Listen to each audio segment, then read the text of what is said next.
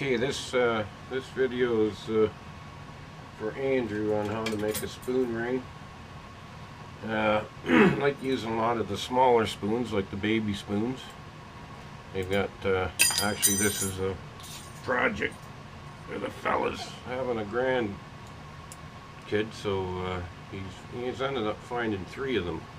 But I usually use the those collector spoons, the small ones that people don't want anymore, because you'll find them at yard sales. I usually go to the thrift store. They got the local thrift store here. They save them for me. When they get 500 or 600, I go in and they call me and I go buy them. And they usually, I think the last time I got 800 of them. I probably got over 3,000 of them now, but I think they were 40 or 50 bucks, because they can't even sell them in the thrift store, so they're glad to get rid of them. And they'd rather make one big sale instead of a bunch of little sales that they'll probably, it'd take them forever to get that amount of money out of them. But anyways, all you got to do is you take the spoon. These have got pretty long shanks because they're actually a Gerber baby spoon. So all I do is carefully put it in the vise. And these long shafts are actually nicer because you can get more round out of them. And then I just take it, cut the end off.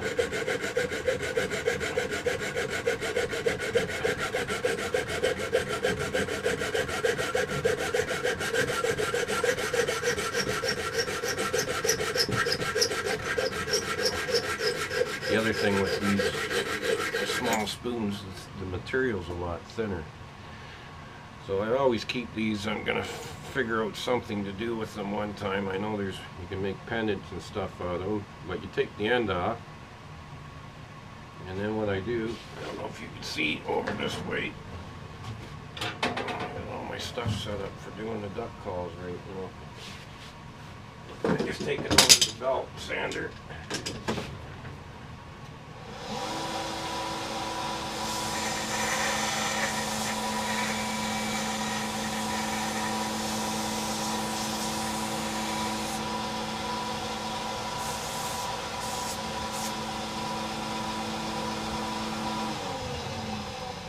And I like to round the edge off, bevel it off nice so it's nice and smooth. There's no burrs or anything left on there. So that's that part of it. That's the easy part. Now with this, you can see I have everything. I don't know if you can see it in the camera, but I keep everything. I got this vise I bought, and I mounted it to a big piece of wood, like a log.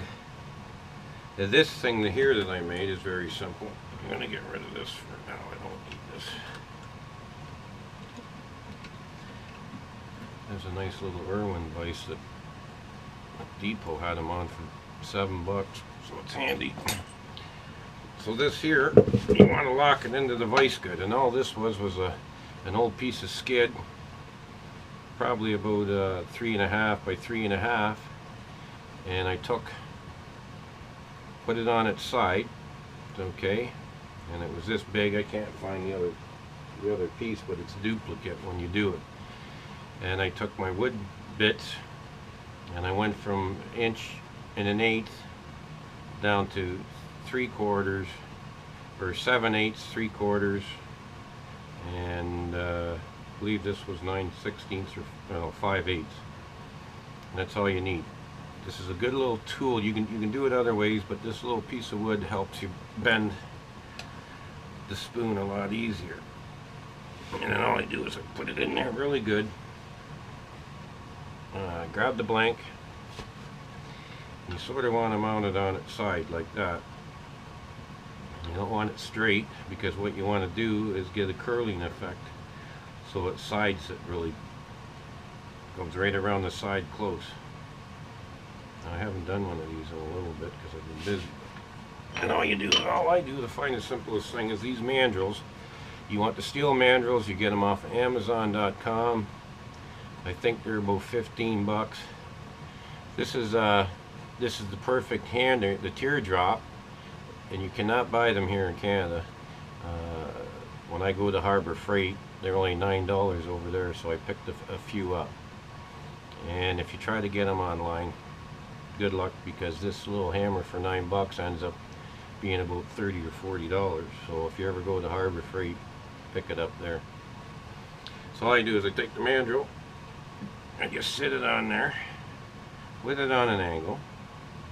Not to be too close, but probably about a 20-degree angle. And then I give it a quick whap. Okay. Then I pull it up the wood just a bit. And it can be hard to do because this block's getting old. And it has a tendency to slide off. And then I do it again. Get it to where it stays. I do it again. So now you can see you got a pretty good form on it. And there's your ring being started.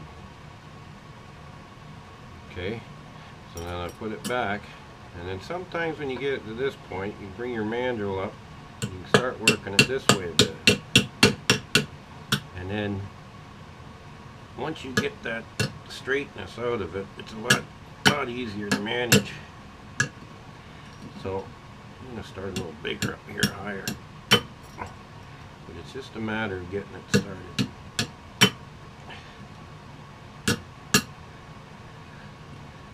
Now the other nice thing about those collector spoons that nobody wants, there we go. You can, a lot of them are silver plated. So the nice thing about them being silver plated is you can solder those ones. If you see how this, we've almost got, well, I have to make 2 for women and 1 for men, for a man. Oh, you'll get that every now and then. But that's pretty simple. Now that's just started. We still got to do some more forming. The nice thing about these are stainless, so when you put them on the buffing wheel with a little bit of red rouge, or you can use the diamond rouge, polish up good. So that's what it looks like in the rough state. This is essential. I've seen other videos of people making these, and I think there was only one guy that made one of these blocks. And so now you've got it. It's pretty big. It's about an 8. I've worn the letters. Actually, I've got another one here. I've got an aluminum one that I use just for sizing. Last time I seen it was over here. There we go. I also got the other thing. The other sizers. This one's going to get beat on, so the numbers aren't the best on them because they're all China. But this is about a 13.5 now. So compare it to me, it would be perfect size if I rounded it out for the middle finger. So now we got to do is we're going to make it smaller. So this high spot on the big end, give it a good whap. We're going to make this go around even more now.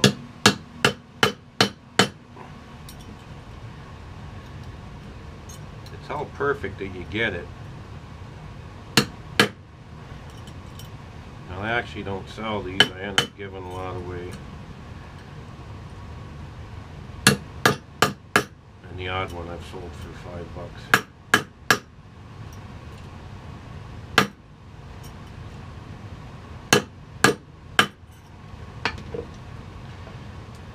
And these little hammers are nice too because it don't hurt the material. So now you gotta put it on here and look for your high spots. You see all these gaps? You want to be able to round it so it's nice and smooth. There again, the smoothness is what makes them nice. Now you can anneal these, which I mean by annealing is you can heat them up with a torch, red hot, quench them in water, and it gives you a bit of a work period that it softens it up enough.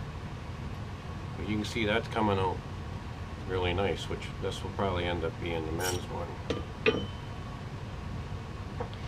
But you try to get everything even where you see this is out still. If you look down it, you can see this is out still too. But it's a little small, which the nice thing about this style, you can really easily adjust them. You can really easily adjust these rings. Actually, I have a professional jeweler sizer up there that I have bought.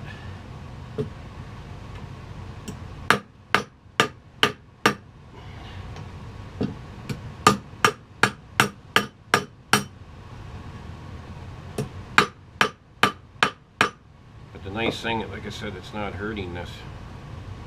So you look for high spots. You don't want it to be a square, you want it to be round. The nice thing about this stainless too is it won't discolor the fingers. You'll never wear it out, because that's quite a chunk of steel. So I've got that one pretty well to the point. Now sometimes you leave the gap in there. I go by each individual ring to see how it would look, but you can actually tighten that so it's closer to here, which we will do. Now I usually have a log here with some holes in it, so I just put that down and force it in. We'll see if we can cheat a bit and do it this way. So it did gap it a bit. But with the men's ring, it looks a little better, bigger. See, so now it's sized perfectly. And you always tell the customer to wear them like this. It's less awkward. You got the largest area to a non-movement area. And that, like I said, that's going to be a perfect foot. They don't look as nice that way either. But that,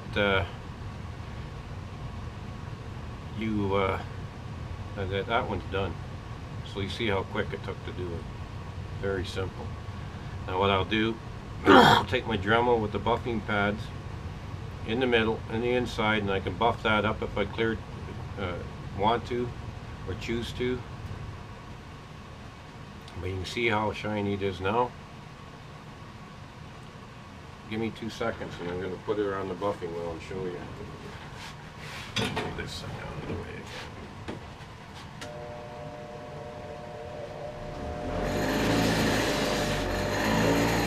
Red Rouge.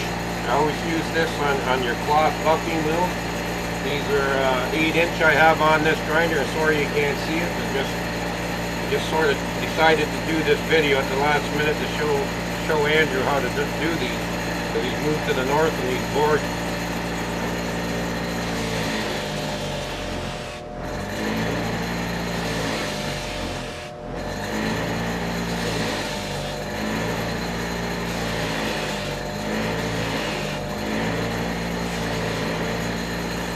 That gets really hot, so I usually wear gloves.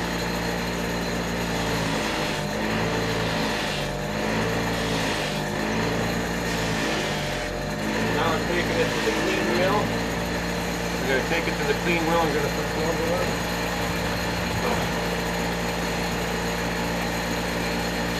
The one wheel I put the rouge and the diamond grit on it, and the other wheel I just run clean. I never put anything on it.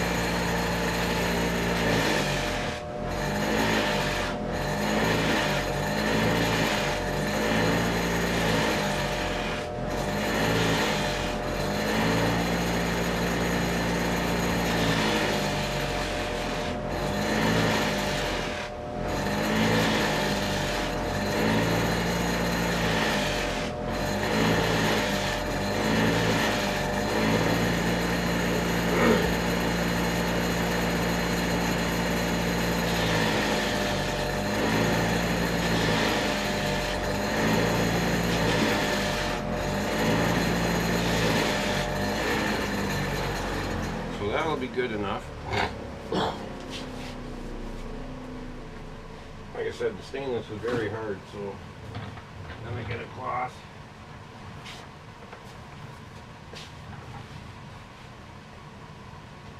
I'm not going to bother buffing the inside, but you can buff the inside on them.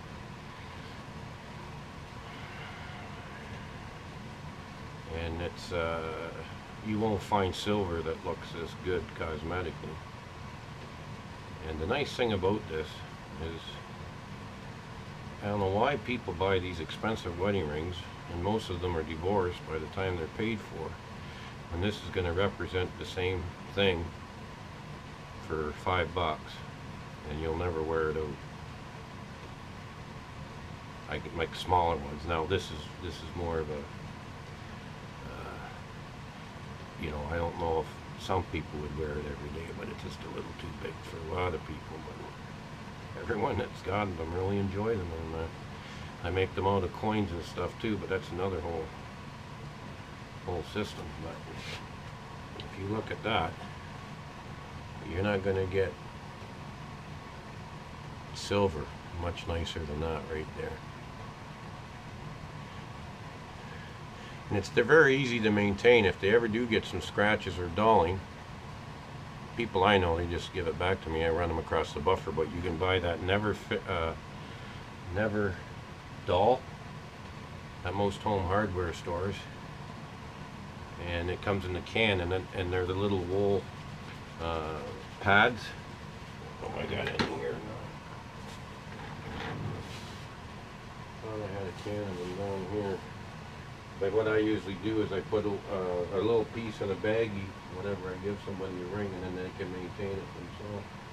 But they're just the little polishing pads that come in the little tin, and it's like a fiber wool, almost like a fiberglass insulation.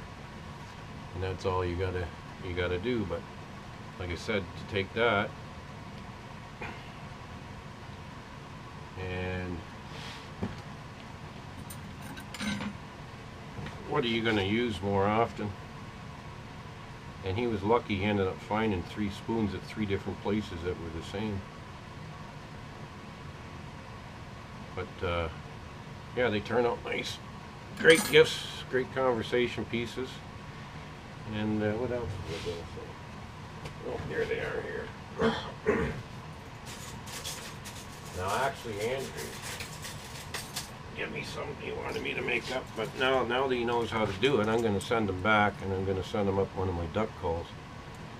And you're not making those either, you bugger. Duck calls is mine. See, a lot of these, like there's a silver-plated one there, and like I said, the nice thing about the silver ones, you can get real fancy with them too, because I can solder them. Because all the solder you buy now is silver solder. They take the lead out, so it is silver. But see, there's another silver. You know, they're not solid. Now, I'm sure I've got some old ones that are solid silver. They're just plated, but the plating's good enough that you can solder them. And they polish up nice too, boy. They really polish up. Okay, hope you enjoyed the video. Thank you.